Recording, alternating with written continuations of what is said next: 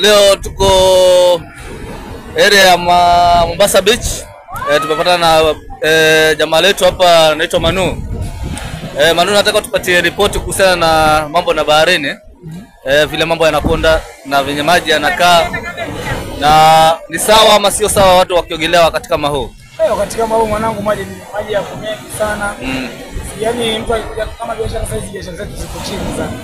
Watu wanakuja wanatamani kuingia kwa maji, hawezi kuingia kwa maji. Umeona? Alafu sasa ni kiuchumi pia tunaweza sema ni pesa hakuna leo.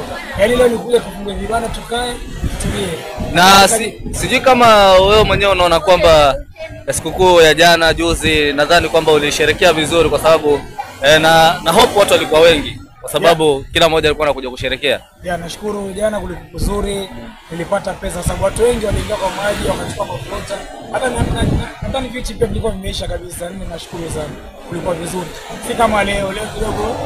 Yaani ulikula vizuri. Yaani nilikula mbuzi, nyama ya mbuzi. Sawa sawa. Tukiendelea. Wewe nasikia wewe ni papa ama ni dolphin kwa sababu mambo na maji.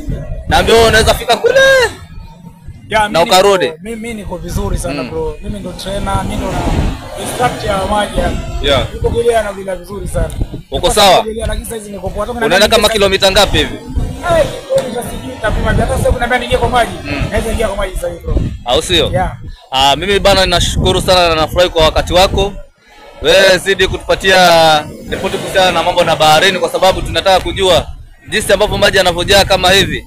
Kama watu huogelea ama watu wanaogopa maji. Lakini kwa sababu umeniambia mambo mengi, nashukuru sana kwa sababu ya time yako. Karibu bro. Asante.